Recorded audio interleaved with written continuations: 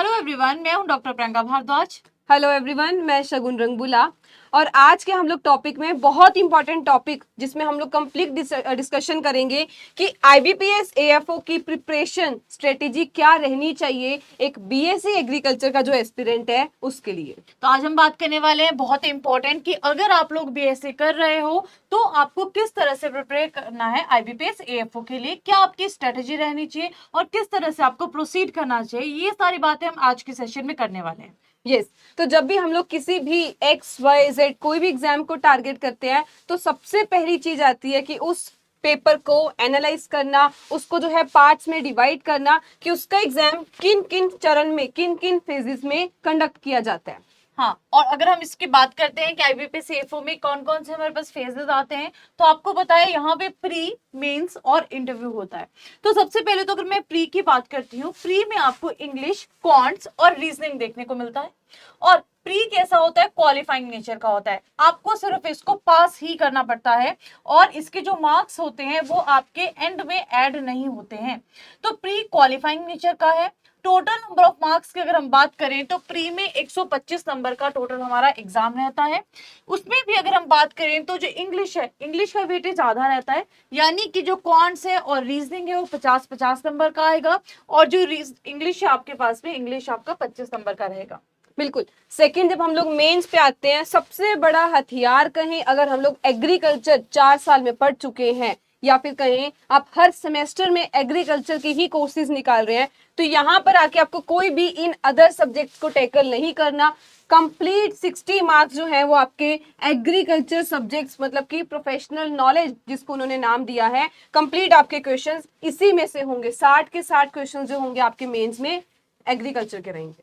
अब बात करते हैं इंटरव्यू की। तो इंटरव्यू आपका 20 नंबर का होता है और इंटरव्यू में टेस्ट किया जाता है आपकी पर्सनालिटी को, आपके नॉलेज को और आपकी अवेयरनेस स्किल को। अब हम बात करेंगे, जब हमें पता चली गया है कि प्री है, मींस और इंटरव्यू है, तो कैसे कैसे कौन से फेज की हम तैयारी कर सकते हैं।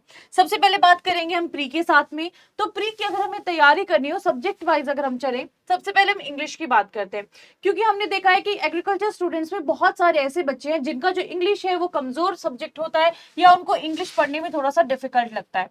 तो इसके लिए सबसे पहली चीज जो हमें फॉलो करनी चाहिए वो है न्यूज़पेपर रोज पढ़ना।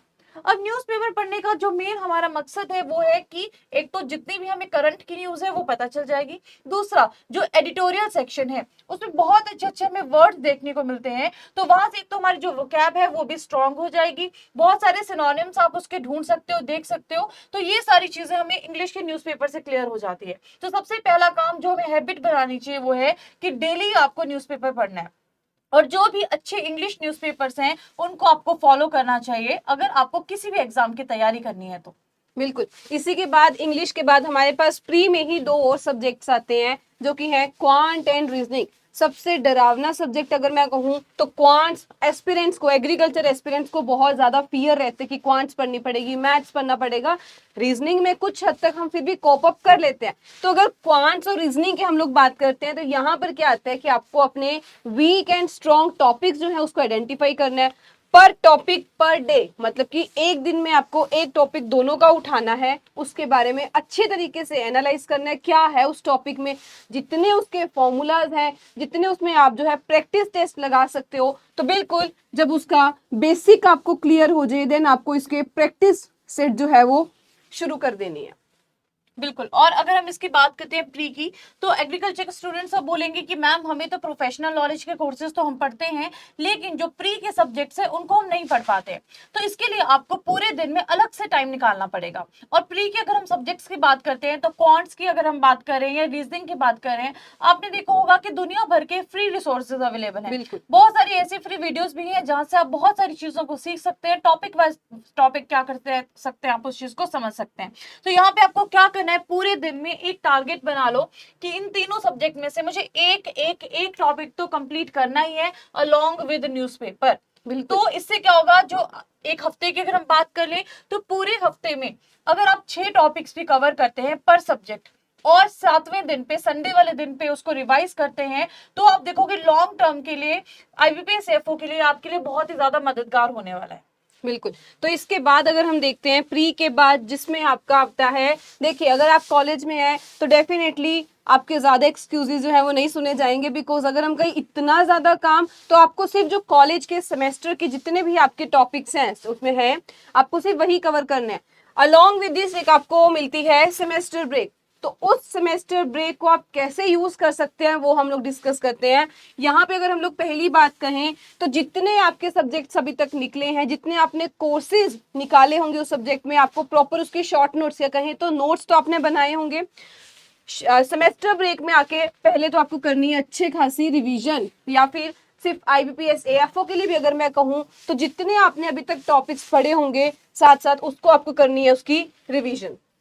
अब अकेली रिवीजन से भी कुछ नहीं होगा, तो हमें बिल्कुल वहां पर साथ साथ जो है practice questions, because this is the only way to evaluate yourself. कहाँ पर खड़े हो उसको इवेल्युएट करना उससे भी ज्यादा इंपॉर्टेंट बनता है। नेक्स्ट देखिए, वीडियोस देख सकते हैं आप सेमेस्टर ब्रेक में, शॉर्टकट्स को सीख सकते हैं। बिल्कुल। आजकल तो आपने देखा होगा इतनी सारी रील्स चली हैं, इतने सारे शॉर्ट्स पड़े हैं जहां पे लोग बहुत अच्छे अच्छे तरीके बताते हैं क्वेश्चंस को इजी वे में सॉल्व करने के, लॉजिकल तरीके बताते हैं। तो जो सेमेस्टर ब्रेक है उसमें आप अपने जो प्री के सब्जेक्ट्स हैं उनको बहुत अच्छे से रिवाइज कर सकते हो। जो नोटबुक आपने बना के रखी होगी उस नोटबुक को अच्छे से समझ सकते हो कि पूरे सेमेस्टर में मैंने कितने टॉपिक्स कवर किए और क्या मुझे समझ में आया। ये सारा एनालिसिस आप एक सेमेस्टर ब्रेक में कर सकते हो। बिल्कुल। इसके बाद देखें तो हमारा आता है मेंस का एग्जाम, कि हम लोग मेंस के लिए जो है वो कैसे प्रिपेयर कर सकते हैं। तो जब हम मेंस की बात करते हैं तो मेंस में जो नंबर ऑफ हम क्वेश्चंस की बात करें तो 60 नंबर आते हैं, और ये जो 60 नंबर है ये आपके प्रोफेशनल जो हम नॉलेज की बात करते हैं, जितने भी सब्जेक्ट आप एग्रीकल्चर में पढ़ रहे हो वो सारे सब्जेक्ट ही आपके मेंस के एग्जाम में आते हैं। बिल्कुल। अब बहुत सारे बच्चे मैम ऐसा भी बोलेंगे कि जो हमारी डिग्री है वो BSc हॉर्टिकल्चर में है, या हमारी डिग्री BSc Allied किसी science और में हो सब्जेक्ट सकती है, में, किसी में राइट। भी। बिल्कुल। तो उसका भी एक सॉल्यूशन हम लोग लेके आए हैं कि कैसे हम उसको कवर कर सकते हैं। तो अगर हम बात करते हैं सेमेस्टर ब्रेक की और साथ में नंबर ऑफ कोर्सेज की, तो सॉल्यूशन हमारे पास में क्या है। एक तो हर सेमेस्टर में आप अलग अलग कोर्सेज को पढ़ रहे हो, हर सेमेस्टर में अलग अलग जो कोर्सेज है उनको रिवाइज कर रहे हो। तो अगर आप उस कोर्सेज के कॉन्सेप्ट्स को, उस कोर्स के बेसिक्स को पहले से ही पढ़ना शुरू कर दोगे तो एक तो आप अपने कॉलेज में भी अच्छा स्कोर कर पाओगे, और दूसरा अब आप बोलोगे कि हमारे पास में एडिशनल कोर्सेज भी हो जाएंगे अगर हम IBPS AFO की प्रिपरेशन करेंगे।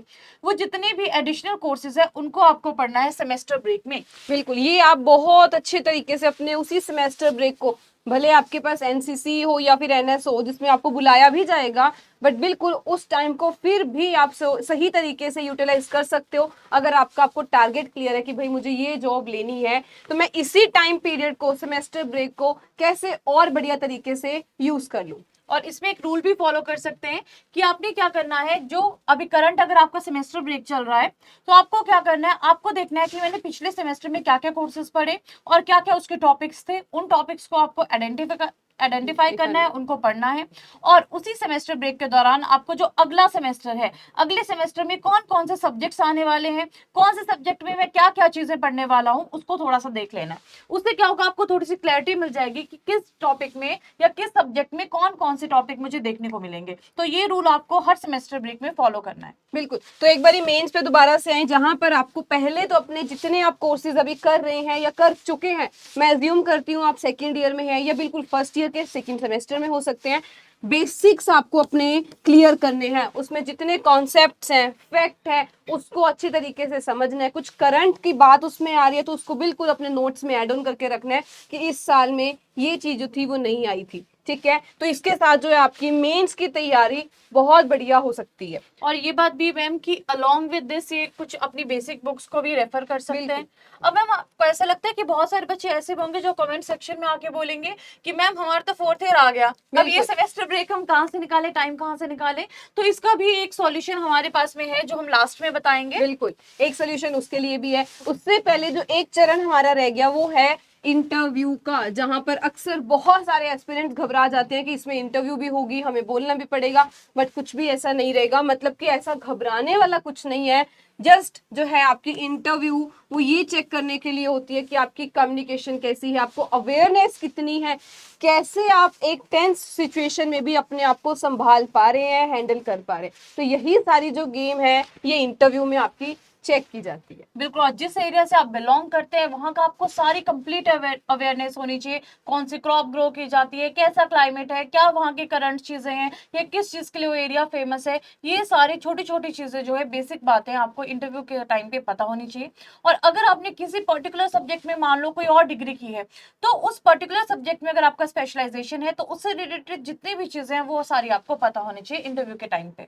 बिल्कुल, बट अब एक क्वेश्चन आता है जो मैम आपने पहले बोला कि अब बहुत सारे एस्पिरेंट ऐसे भी हो सकते हैं जो कहें कि भाई हम तो फाइनल ईयर में आ गए ना, हमने कोई अच्छे सारे सब्जेक्ट्स के नोट्स बनाए, बट अब हम लोग जो है अपने IBPS CFO को टारगेट कर रहे हैं, तो कैसे हम लोग तैयारी कर सकते हैं?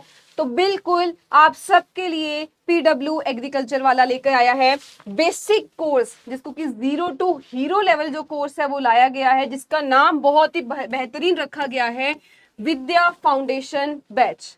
और इसमें हमारा पर्पस ये है कि आप सबको विद्या देना और आप सबको जितने भी आपने सब्जेक्ट्स पढ़े हैं उससे अवगत कराना, आपकी नॉलेज को बहुत ही स्ट्रॉन्ग करना, आपके जो बेसिक्स हैं उनको बिल्कुल क्रिस्टल क्लियर करना। बिल्कुल, नॉट ओनली फॉर एक कोई पर्टिकुलर एग्जाम की बात करें, यहाँ पर आपको सब के सब जो है एग्रीकल्चर एग्जाम जितने भी आप टारगेट करना चाह रहे हैं, जितने आपकी क्षमता है कि हम ये एग्जाम निकालना चाहते हैं, ये एग्जाम निकालना चाहते हैं, बिल्कुल उन सब एग्जाम के लिए आप सबको जो है उसके बेसिक्स पे वर्क करवाया जाएगा, ताकि आप लोग जब भी कोई एग्जाम में बैठो तो आपको वो बेसिक्स के बारे में तो एटलीस्ट बेसिक टू एडवांस तक आपको सब्जेक्ट का पता होना चाहिए। अगर आपने कॉलेज टाइम पे कभी नोट्स नहीं बनाए या आपने प्रॉपर कभी पढ़ाई नहीं की है तो ये हाई टाइम है कि इस टाइम पे आप जितने भी अपने फाउंडेशन के कोर्सेज हैं उन सबको क्लियर कर पाए। बिल्कुल, तो आई होप आपके लिए वीडियो बहुत यूजफुल होगी। अगर आप BSc एग्रीकल्चर में हैं या फिर आप अब कंप्लीट करने वाले हैं और आप लोग आने वाले टाइम में IBPS CFO को टारगेट कर रहे हैं या कोई भी एग्रीकल्चर एग्जाम को टारगेट कर रहे हैं, यहाँ से आपको एक स्ट्रेटेजी पता लगी है कि हमें किस तरीके से जो है उस पर वर्क करना है। और बिल्कुल आप लोगों के लिए ही विद्या फाउंडेशन बैच PW के ऐप पर आपको देखने को मिलेगा। जितने भी चाहते हो कि हम अपने बेसिक्स पे काम करना चाहते हैं, बिल्कुल और जिनको लगता है कि बहुत कम टाइम है और कम बिल्कुल। टाइम में हमने बहुत सारी चीजों को क्लियर करना है, तो आप हमारी ऐप पे आ सकते हैं और इस कोर्स के थ्रू बहुत सारी नई चीजों को सीख सकते हैं। थैंक इसी यू के सो साथ मच। मिलते हैं किसी और सेशन में। Thank you. Thank you.